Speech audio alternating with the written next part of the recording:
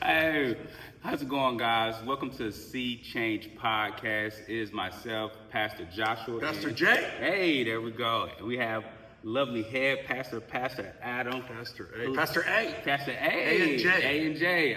Hey. It's good, isn't it? That is. That'll cook. That'll cook. Oh, well, we're so excited to be starting this podcast today, and then also just kind of talk about what was preached on the previous Sunday, and to get like a deep dive on some of the things that I think we should take away from that podcast. A little overtime. Overtime. I like that. We missed the three at the buzzer. We're going into overtime. I like it. Maybe I hit the three at the buzzer, tied it up. Hey, there we go. And now we're going to overtime. That's better. And then we also had some questions from some of the congregants who views from the pews. Yeah, views from some the questions. Pews. Okay. I like that. So we're going to talk about it. So, Pastor Adam, what drew you to actually start this Elijah series right now, currently? I mean, just being in the Bible. So I'm going through the Bible every year. I got back to reading. I actually listen audio. It's easier for me. I listen to the Bible. I think this is the 14th time I've gone through the Bible audio, and I've read through it. I don't want to lie. Don't lie. I think I've read cover to cover. I think it's 4 times, but I'm going to give myself a pastor tax, and I'm going to say it's 2. I've done 2 full reads. I would say 2 too. I was going to say 2. So and I think it takes 10 times through the Bible before you start understanding the structure. Yes, that's fair. But the Elijah, I was in 1 Kings. And I got to tell you, I try to, so we're thematically going through all the different types of biblical literature every year as a church. So, because I was at a church once and they did 47 weeks in Revelation. And I was like, oh, wow. Yeah, that's a lot. It was rough. Yeah. Pastor obviously thought we were in the end times. Right. Every Christian generation thinks we're in the end times. This is true. This is true. There hasn't been one yet. Definitely. I'm not saying we aren't. Saying we are. All right. Okay. Make someone mad. You make someone mad. All you prophecy hounds. The red heifer. Got the red heifer. I seen that. Okay, we're getting off point. Get off point. I was reading through the Bible. Yeah. And we go through all the different types of literature. So I know every year we're going to get into the poetry. Yes. We're going to get into the wisdom literature. Every year Genesis. We're going to do that at the beginning of the year. Proverbs, Ecclesiastes. We're going to get into the Old Testament narrative. The New Testament narrative, and then we're gonna, obviously look at the prophetic and the epistles. I think I hit them all. Yeah, no. So we do that every year, and then we have series. We kind of do it like Netflix. So Genesis, we're going to be in for multiple years. We just drop a new 8-week series in January. We come back to it every January. Okay. Want to make sure everyone's in it. So, but I usually, unless I'm in a series and I have somewhere to pick up from, so in Genesis, I'm picking up from where I was last year. So I know next year and the year after where I'm going to be for the most part. That's great too. But in the summer, it's a little bit of a difference in the summer because I don't do many thematic series. So I'll do one on living with joy, but I'll rarely do that. We want to be, it's kind of John McCarthyan. It's kind gotcha. of, Okay. you know what I mean? You're just plodding through, right? And he didn't do a lot of how to live in the 21st century. You know what I'm saying? Well, most churches, that's what they kind of lean towards. 100%. Kind of leaving the biblical text and just going to Well, you're wrapping the biblical text around your core want. Yeah. So are my people anxious? Okay, well, I'm going to preach on anxiety and I'm going to pick and choose. Yes, yeah. And then also, There's nothing wrong with that either. There's nothing wrong with that. Someone's doing that, but it's wrong with it if you're exegetical. The core of the exegetical is what you want to say more than what the text says. Yeah. But for me, I was just going through 1 Kings. I was finishing up on our last series. I think we did James. Yes, that was great series. Good series. Real practical. Yeah, it is. For me, the practical. So anything that's like A plus B equals C. That's Proverbs. That's Ecclesiastes. That's the book of James. A plus B equals C. Those are really easy for me to preach. Yes. It's just real simple. Straight to the point. Yeah, you don't have to get crazy. Yeah, you don't at all. No. So that's how I got into it, and then we I was there, and the Lord just started speaking to me, and I felt like it had a lot of themes for today. Yeah. And then the messianic tie-ins. We always want to be tying the Old Testament to the New Testament. That's one thing the Lutherans are good at. A good Lutheran will preach Jesus every week. 100%. And my son-in-law Mason's always like, I need Jesus in my sermon every week. So he's really encouraged me to make sure I had Jesus. But this one was full Jesus. Yeah, So that's a long answer, bro. Yes. No, it's perfect though. But that's what people want to know. Like, why did we even get into Elijah, and what's the thought process behind coming to a series like this, and then going throughout the year too? Yeah, it's prophetic, but it's also Old Testament narrative. Elijah didn't do Isaiah type prophecy. I got you. Isaiah is like Isaiah. And when I say it like that, I sound super educated, don't I? When I'm in Isaiah, I say Isaiah. I'm learning Hebrew right now too. Okay. So the Isaiah type prophet, he's just prophesying. This is going to happen. This is going to happen. Elijah, he's not doing as much of that. He says there's not going to be any rain. He prophesies a drought. He says a few things. But he's mostly just living a messianic archetypal life. And he's kind of following the journey of, he's announced, he makes an announcement. Obviously, he wasn't announced by a predecessor like Jesus was. Yeah. Announcement into the desert, back to the Gentile cities. So he's in Sidonia right now. Elijah's in Sidonia. He ends up back in Israel. So, Jesus obviously ends up in Jerusalem, which is in Judea. Yeah. Because it's split. But really wanting to get into that narrative, that history, and that biblical history. So, if I'm right, Elijah starts in chapter 17. I think he's 8 chapters. He makes it into 2 Kings. And then he's mentioned in the New Testament. Yes. And if you're an OT guy that makes it in the New Testament, or a woman, you're doing something right. You're doing something right. Or if you end up on the Mount of Transfiguration. Right. That's huge. So if you're going to pick, who are you picking to be? Yeah, okay, so it was Moses and Elijah. Who are you picking? Yeah, exactly. Who would you pick? I would probably pick Moses. Moses for sure. Yeah. That's a guarantee. But who else you taking with it? I would take... Probably not Elijah. Nah. Yeah.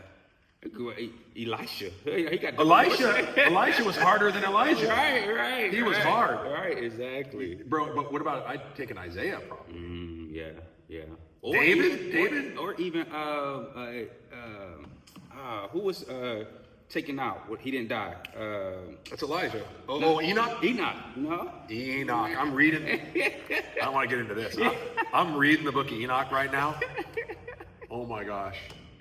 I like it a lot. Yeah, it is. A lot of context. Yeah, no, for sure. Book of Enoch. I'm not saying it's biblical, although it is mentioned. It is in mentioned. Jude. Yes. Yeah, and Jesus, according some things about Jesus does some mentioning. Book of Enoch's interesting. Just read it for interest. Yeah. I have. I know. And the Book of Giants. Yes. I haven't got to the Book of Giants. It tells you what the tree of good and evil looks like. Yeah. I haven't got there yet, so I don't even know exactly what you're talking about, but I will. Because I'm in school, so they. It names the demons. It talks about how many angels came and when they were fallen. One of the things it said was so demons were originally in bodily form. I'm getting way off. Originally in bodily form. Let it flow. It's just a book of Enoch. I'm not preaching this. I'm just saying this is subjective. Yes, it's interesting. Interesting for sure. So they were all in bodily form, but Noah killed their bodily form and they became demonic spirits. That's why you have demonic spirits. They had eternal spirits, but they had taken on bodily form. But when the bodily form was killed because of the flood, because there was no survivor, the Nephilim, all the giants, and they were the father of the Nephilim and all this, then they went into spirit, and they're only spirits. So the reason demons are only spirits now. Dang, it's interesting. It is. It makes some sense. It does, because if you look at Genesis 6, where they talk about the sons of man, all that stuff like that. So yeah. But that's very interesting stuff. So that's why we had Elijah. Okay, awesome. So the main theme for this particular sermon this past Sunday, what was your angle at coming to that? Because you said a lot of things that could actually it could rub people the wrong way. Did I? What did I say? No, but a leader had brought it to my attention. What did I say? Somebody else got hold of me. They said, Pastor, you've gotten more bold in the pulpit. I thought, did I? The whole victim mentality, because that's a huge thing right now, and people will take a. Did I say that? But you covered up. I'm not saying that it was wrong. I'm not saying that it was bad. What you. I'm just saying, don't spend your 20. What I said was this: 10 decades. 2 decades. This has some juice to it. Yeah, it does. You can waste. I've seen it. Yes. 2 decades of your life can fly by. This is true. It's true. Incredibly quickly, without you noticing it, by you blaming other people. Yes. You can live in blame, and it's 2 decades slips away. 4 decades slips away. You're still blaming your mom. Yes. I said, if I meet one, look, if you just come to the realization that your parents had something to do with it, then okay, then Yeah. there's some blame. Face it. Yeah. You can give Yeah. that blame. Mhm. Work through it. 25 years later, you still living in that rut, Yes. or the ex-husband, Yeah. or the bad thing that happened to you, and I don't. Dangerous. It's dangerous. It keeps you from going forward in your walk and your growth with Christ. At the same You have too many overcomer stories of people. Helen Keller, Yeah. you blame God. Mm-hmm. You know, Anne Frank. Yes. I mean, the list is long and distinguished. Yes. The saints, Yes. Joan of Arc. Yes. Yes. I mean, they're not living in a. So Jesus was a victim. Yes. So you was a victim, but he never. He was victimized, but he was victimized, but he was never acted like a victim. Yep. Never played that card. Never. And that's what we should be modeled after. So. I think so. I think that one because once again, Elijah points forward all the messianic ties-ins that I mentioned a moment ago, but then it also goes back. I mean, he's fed by ravens, and so you know. But then this blame thing is what Adam and Eve do in the garden. Yes. Yes. Don't take responsibility for their own actions. And so, I mean, this book is, if you could take strings and tie it to the New Testament and the Old Testament. All the archetype that's in there, yeah, it's a lot. It's a whole lot. Oh, yeah. A whole lot. Yeah. So Noah, God said, I would never destroy the earth by flood. Yeah. Well, Elijah brings drought, but the raven's still there. Yeah. So you got this, and the raven's unclean. Why is God using an unclean animal to feed him? You know, why is future? It wasn't unclean at the moment because Abraham hadn't have the covenant yet. We didn't have the law. Yeah. So why is God using a raven to send out to find out there's life and there's dry ground? Yes. Jesus got fed by ravens too as well. Jesus did. Yeah. When he was coming off his fast. In the desert? Yeah. Angels. It was angels? Angels. Angels. No ravens. No ravens. No, I double checked that too. 'Cause Okay, I went and checked that when I was. Gotcha. No, I mean unless I'm wrong. No, I don't think there's no no. ravens. But No. I say he was ministered to by angels. It did. You're right. It's not fair because I've been studying it. You're Like, it makes you seem like I got way more biblical knowledge just because I've been in it. No, you're right. That's right. That's good though. That's good. Yeah. Okay. Yeah, because Alita had brought it to my attention, which is Alita's my wife, but she had said that she was glad that you said that because a lot of people will live in that and stay there in that place, which I understand and I get the hurt and the pain that comes from a horrible relationship or a horrible marriage or just the evil that's in the world, but to stay there, it's hard for you to walk into your purpose of what God has for you if you still live in that victim mentality. 100%. Yeah. So. Well, you do it with your wife too, or your husband, or you know, I can't, or systematic racism,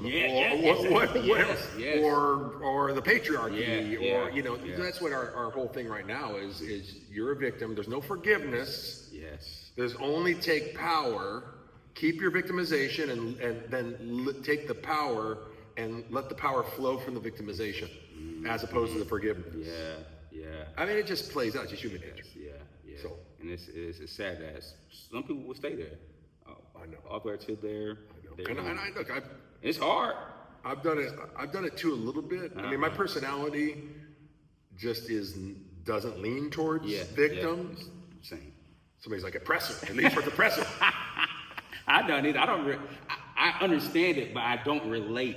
Because I look at my past too, what I had to overcome and go through, and the lack of not having a father around. You could pull from anywhere and to stay in that victim mentality. But I just like, man, if God be for me, who could be against me? That was my always thing. Like I was like, if God is truly for me, like, okay, let's keep going forward. It'll all pan out, you know. So it was really powerful point though, for sure. And then you talked about also strengthening your faith. That was a good one. That was a great point. Well, because you have that, because it's interesting. So I forgot the exact verse, but it says Jesus was stretched out on the cross. Man, I'm not even going to try to say what that verse was. But it says he was stretched out. And then it says that Elijah stretched out on the bed. So the bed was like a tomb. It's where you sleep. Jesus was put into a tomb. He stretched out 3 times. Jesus 3 days. Yes. You know, this thing is just woven all the way through it. So good. But then, it's one thing is when your faith is stretched, you find out who you are, you find out your character. I always say you don't know somebody until you've had a conflict with them. You did. That's one great advice you told me, what gave to me, and I was like, Everybody comes in hot. Yeah. Oh, that person's amazing. I'll give them all this responsibility. No, just say. My old pastor used to say no on purpose to people just to see how they dealt with it. Then he might come, not to be manipulative. Yeah. But he'd be like, no, I'm just going to do a little character check right now. Yeah. But the other thing that was interesting is how often do we intentionally stretch our faith? Yeah. Like most of our faith is stretched because some uncomfortable situation rolls up. It's almost like a force. You Of course. Yeah, for sure. But how about, you know what? I'm gonna fast. I'm going to give away this percentage of my income. And you should be. It says in the scripture in the New Testament that each one of us should decide what we're going to give to the Lord. Oh yes. Right? That's so good. So the command doesn't tell you what to give anymore like the Old Testament. Yeah. 10%, 9%, 45%, Just this. 2. It says decide. If you're not deciding, that's where an error is. But that's a faith stretcher. Yeah, it is for sure. For sure. That's good though. That is really good. And I think every believer, every Christian, anyone who wants to walk this path or walk this life, you will go through those moments of stretching your faith if you want to grow. Or you could stay and be comfortable and just stay in that one little place. I hate comfortable. Yeah. I hate comfortable. Me too. Recently here, like after we had really, I mean, the church it was super challenging and super hard. And about a year and a half ago, I just realized it was hard, but it wasn't challenging anymore. Yeah. And that's just not a good place for me. Yeah. Like, I want to be somewhere where I'm being challenged. Like, digging a hole is hard. Yeah. It ain't challenging. Yeah. No, for sure. So, but I'm not going to make a bunch of vision up. So I was just asking the Lord, either like release me from here. I got a great team. Joshua's here now. Harry's here. I mean, it'd be bumpy, but I think the church would continue. Yeah. So God, what do you have for me? But faithful God went to Africa, got all this vision, all this connection, started stretching out, stretching that faith out, changed the name of the church. That was difficult. Had to use some congregational equity to do that. I love that phrase. You either got equity as a pastor or you got debt. Yeah, that's true. And you got to know how much you have, and you better check your account. Know the condition of your flocks. For sure, 100%. You did a great job at that, so it was good. I enjoyed the name change too. So. I just had somebody the other day go, "Oh, I've seen Sea Change." I'm like, "You wouldn't have seen it a year ago." Just yesterday, I was at Bridget Bloom Coffee Guy. And the guy's like, "Oh, I know where Sea Change Church is." I'm like, "You wouldn't have said that a year ago." Yeah, no, that just lets you know right there the direction that we're going is where God wants to lead us. Yeah. That's it. You had a question from some. Yeah. So one of our members at our church asked a question, and it's something that's very big and coming on the scene right now in so many different areas. But it's the topic of AI. And how do you... That town in Israel that they attacked when they shouldn't have? When they attacked and they stole from those... Yeah, I know. That's funny. Old Testament AI. 100%. But it's...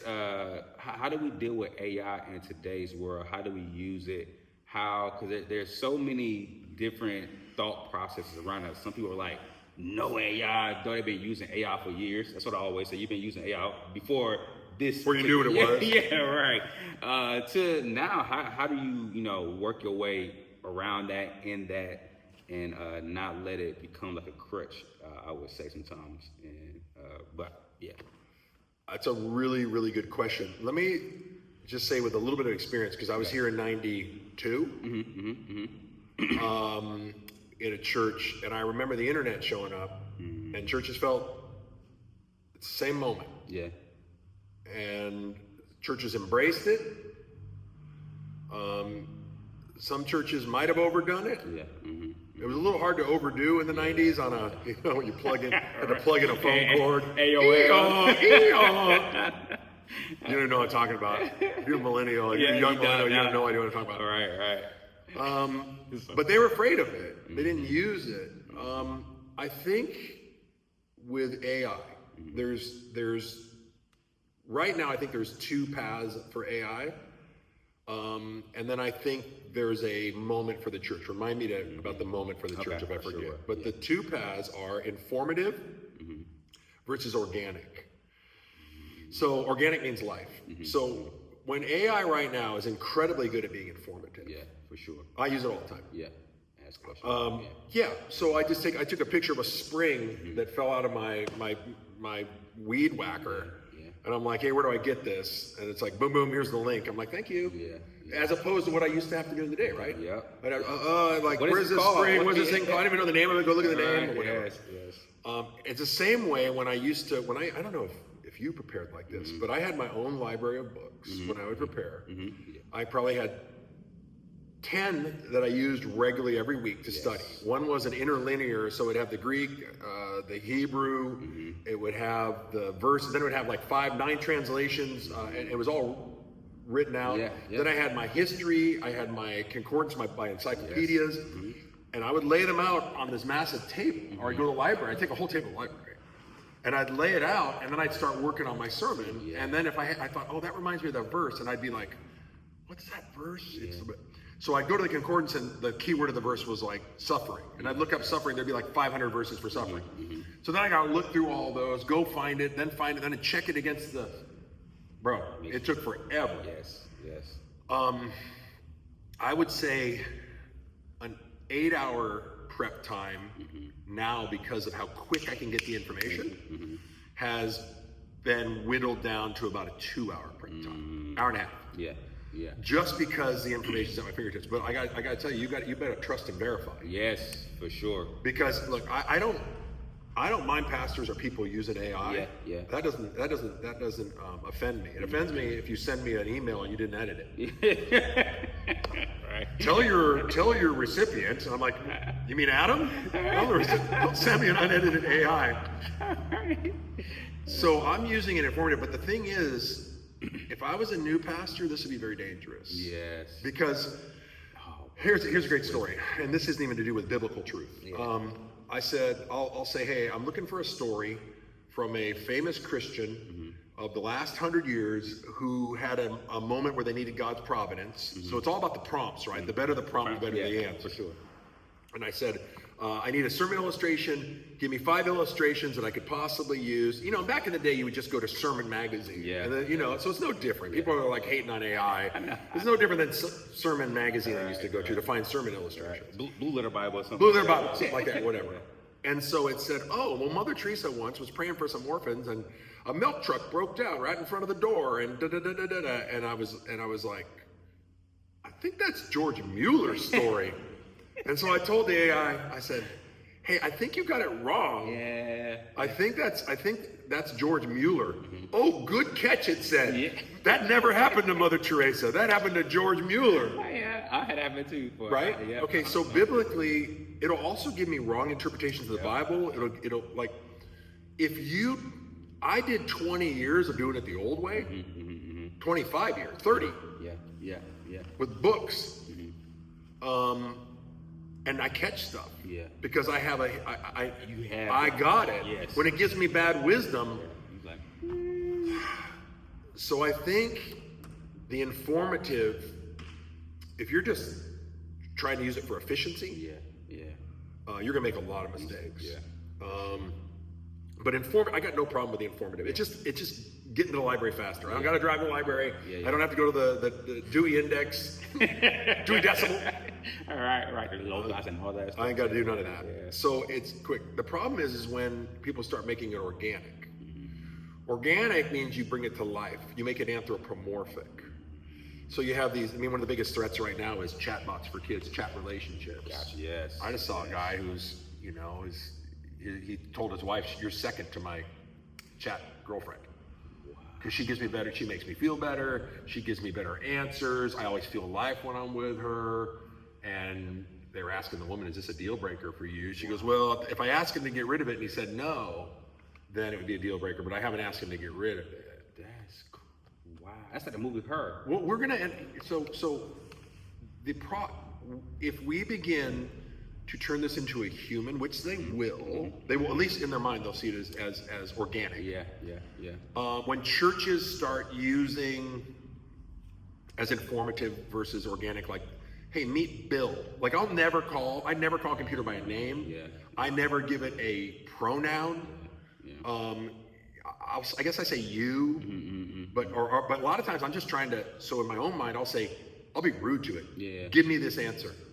Do this. I talk to it like I talk to my dog better than I talk to AI because I don't want to make that shift in my head. So what we're going to do is Satan always wants to remove humanity or replace humanity. Yeah.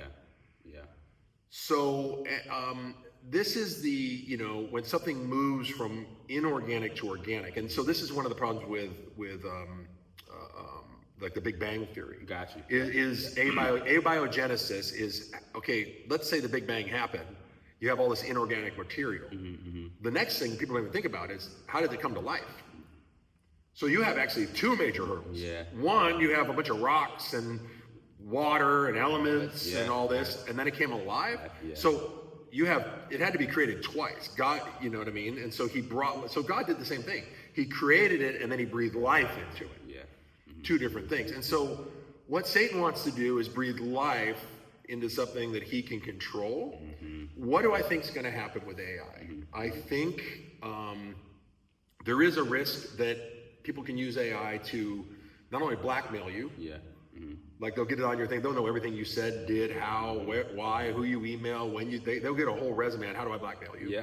So that's going to happen. So don't do anything. You don't, it's gonna come out. All right. And it's gonna be good when it comes. It knows how you went to drove to work. Yes. Where we live in a surveillance world. We do. Second of all, it's gonna be surveillance, so government's gonna be able to use it eventually, I think. Yes. I think eventually people will start worshiping it as God. So I mean, if they worshipped Isaiah, I think it's Isaiah. Yeah. Talks about this. He's just like, hey, you take a tree and you carve it up and then you bow down to the tree. Don't tell me you're not going to bow down to whatever they call it, Iris or whatever her name, the oracle. They're going to bow. You're going to have. This is just me. This is prophetic little P. People are going to worship it. They're already having boyfriends, girlfriends. They're going to worship it. It's going to set it up as God, because that's what we do. Yeah. So don't tell me if you're going to worship a rock. Don't tell me your human heart hasn't changed. Yeah. A golden calf. A golden. It's better than a golden calf. Right. It's going to say, Joshua, you look so good today. Struck your ego. Yeah. Give you advice. Dude, help you make money. It gives me answers now. It's always like clever insight. I'm like, stop telling me. It's none of your. I treat my dog better than I treat AI, and I'm not going to be nice to it. Yes, sir. And if we use it at church, I'm going to let people. We are going to use AI. So one of the things is like, what is our we can put in our database and with our kids and see, okay, what kids, when did they show up, when did kids mostly show? It'll give us all this data, and then you can also engagement. But if you get engagement from AI here, like, hey, this is. I'm going to call it the Sea Change AI bot. Yeah. I want you to know what it is. I'm not going to say this is Lisa. Hey, meet Lisa. Call Lisa, because no, I'm going to let you know our chat bot is going to try to keep engagement. It's going to send you links. And then it's going to tell us how often you hit the link. Yeah. I want you to know, because then I know, hey, this person's turned on to Jesus. They're turned on to the church. Let's keep reaching out to them. Now I'm going to get a personal. Because it will help us. And so the other thing, what was the question I was going to have you remind me of? It was was it formative? Well, so I remember what the point was. For churches, the thing that the church can miss right now is productivity. Okay, gotcha. So what AI does is it scales productivity. But I tell my daughter, who's going to be a nurse, this all the time. AI is never going to take place of a human touch. Yeah. I mean, this guy might have his girlfriend. He might have a robot with the skin feels real good. Yeah. But you're never going to outdo God's creation. Never. 100%.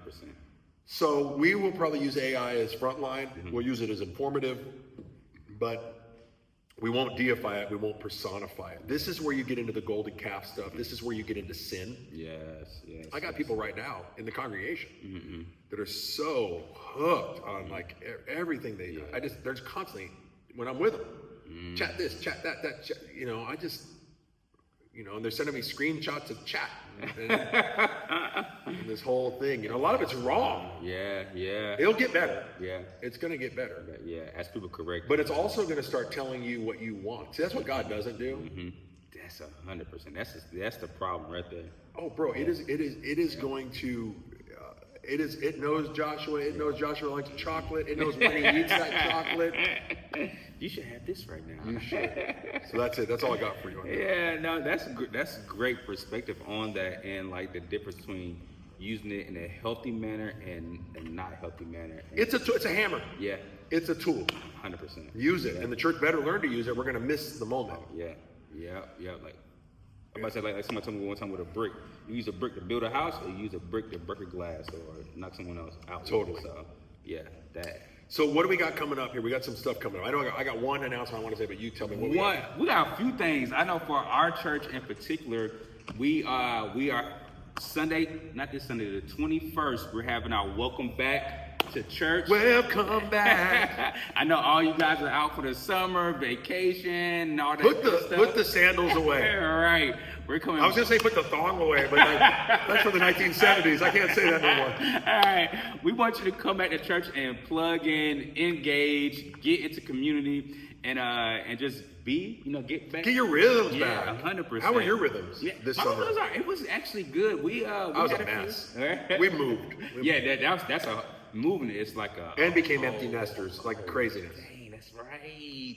Yeah, we were actually cool. We had a few vacations we did. A few vacations. Yeah. We gave you too much time off.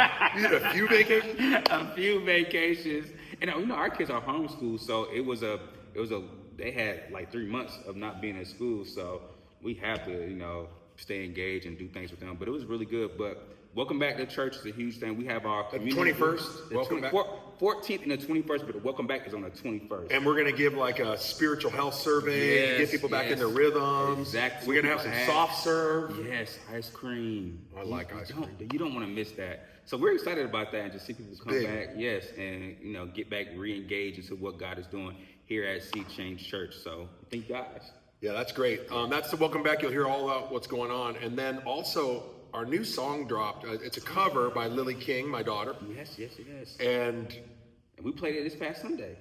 But bro, it's beautiful. Yeah, it is. So nice. And I've realized, okay, so I had someone reach out to me. Mm-hmm. 2 people reached out. Mm-hmm. This is the first time I've released a song where people reach out to you. Well, I've had people reach out, like my friend from Scotland. I have people I expect to reach out. Yeah. One guy from the congregation, I played basketball with him. He's just not, if I would have said anybody was going to reach out about that song, it wouldn't have been him. Got you. Yeah. Reached out, he's like, hey, that song's beautiful. I've been listening on repeat. I was like, okay. And then another person said, I came home and I heard this beautiful music coming out of my 8th grade daughter's room. She really struggles with anxiety. And she told me I've been playing this song so I can fall asleep at night. Wow. And I just realized there's a few songs. One, Victory by Danny Salgado on our label. And then Communion. I think I'm going to put these together as an anti-anxiety worship set. I'm going to find a few of our songs. Yeah. We're going to release the whole album. We're doing singles. Okay. That's what New Order did back in the day. It was all singles, and then they released them as an album. Yeah. But tune into that. It's at Sea Change Music on Spotify. It's also on YouTube.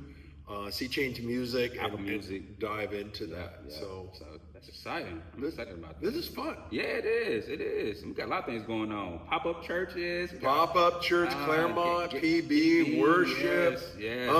Moving, and I love it. Moving. We're good, man. All right, we thank y'all guys for tuning in with us for our first podcast session. You like our set? Yes, I know, right? Look at this we have all this equipment we bought, and we never do a podcast. So we just set the camera up, put a table out, and this is it. That's it. Hey, keep it simple. That's what they say. It's like Dilbert. Isn't that when they got Dilbert, that cartoon? He's got a hair like that. Yeah. Awesome. We'll see you guys next time. God bless. We're out.